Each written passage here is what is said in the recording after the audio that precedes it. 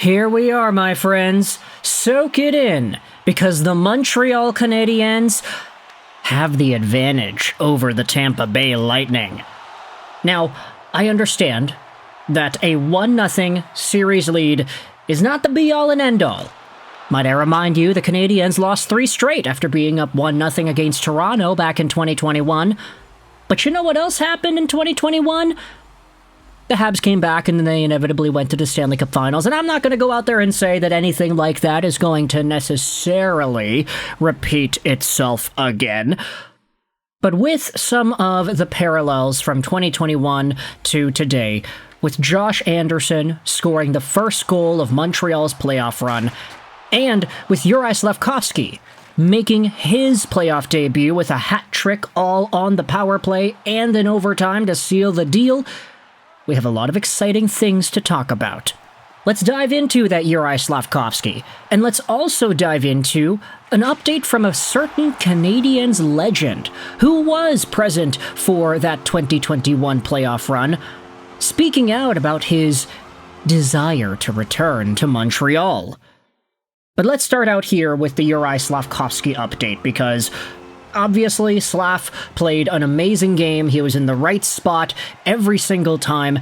The Montreal Canadiens were 3 for 5 on the power play in this opening game, aka Juraj Slafkovsky was 3 for 5 on the power play. I guess Tampa is now learning that they can't take penalties against this Canadiens team. Elliot Friedman said it best, the Canadiens on the power play, they're moving the puck around like the Harlem Globetrotters. But Juraj Slafkovsky got a variety of power play goals. The first one, a one-timer from the Nikita Kucherov spot, an Ovechkin-esque one-timer, except obviously on the opposite side. The second power play goal was a bumper play where he was right in front for the 1T. And then the third was a play where he received the pass on the left face-off circle perimeter and then just kind of saw the space, took a shot, and beat Andrei Vasilevsky in overtime.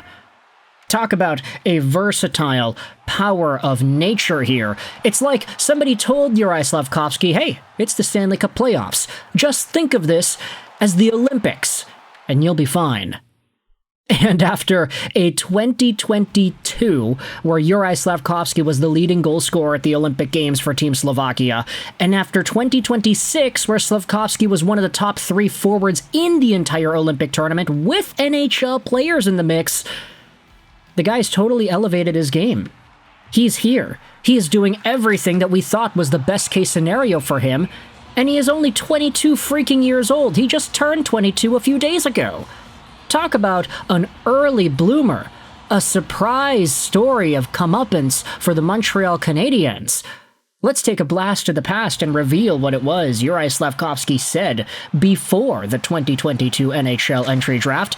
This was posted onto the RHabs subreddit. Thank you, GoHabsGo31, for the flashback. James Duthie tweeted this out all the way back in the day. We asked Juraj Slafkovsky why Montreal should take him number 1. He said, I was reading something that Suzuki and Caulfield need a left wing. I'm sitting here, if they want. And with the fact that Suzuki and Caulfield both ended up getting some assists on these Juraj Slafkovsky power play goals, I'd say that it's been a pretty good fit for now. Meanwhile, you have some other notes from Juraj Slafkovsky. He said about scoring the overtime hat trick against Tampa Bay, it's pretty nice. I liked that feeling. I'm happy the way it happened.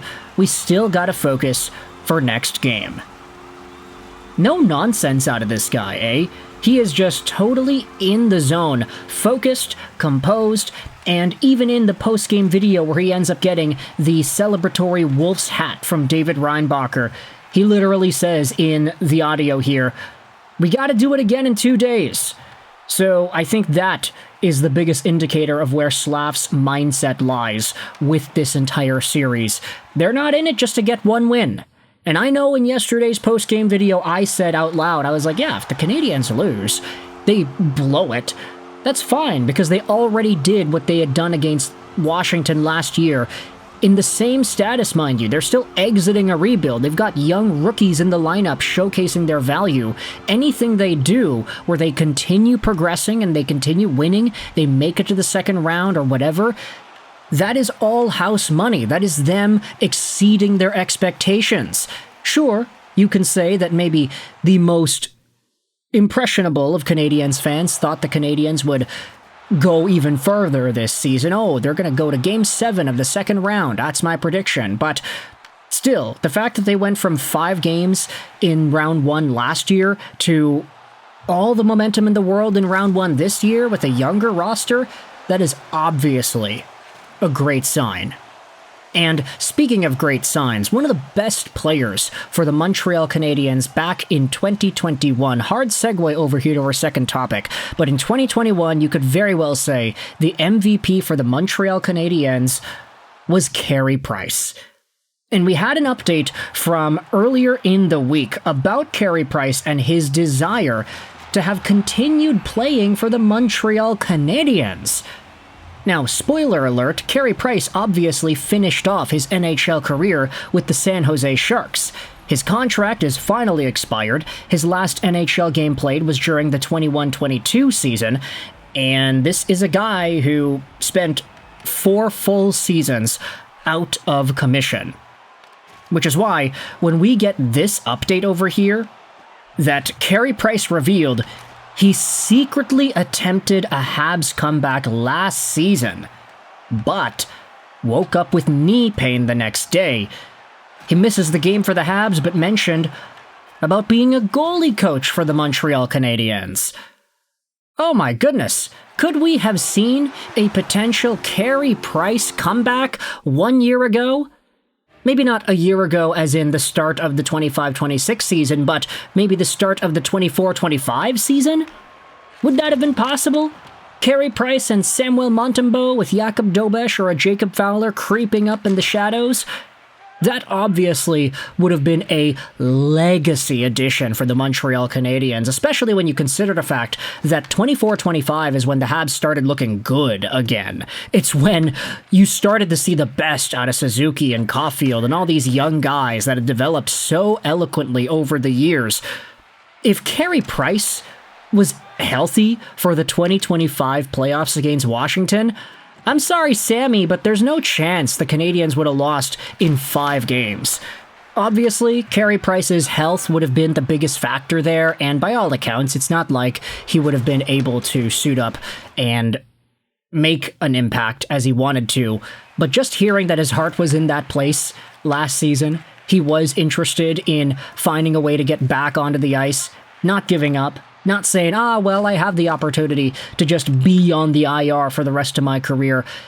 He said all that stuff and he was like, nah, sorry, I actually do want to play. That is an absolutely legendary goaltender for Montreal, and it's one of these situations where it's like, yeah, his heart is really in the right place. Even now, thinking about Carey Price becoming a goalie coach or some sort of an executive in the Montreal Canadiens system, imagine if the Canadiens win the Stanley Cup and Carey Price finally gets to lift it. It's the entire Roberto Luongo story all over again. That guy was able to get his ring as an executive. Could Carey Price do the same thing?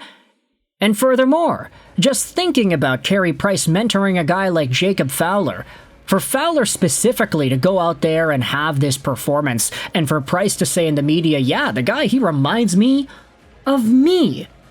Is that not the most poetic thing possible? So, whether it is Juraj Slafkovsky or Suzuki or Caulfield that leads the charge to an inevitable Stanley Cup for the Montreal Canadiens, Carey Price, he's a guy that I would like to see in some sort of a bench boss role in that capacity behind the scenes. He can still get that cup. He can still win as an executive.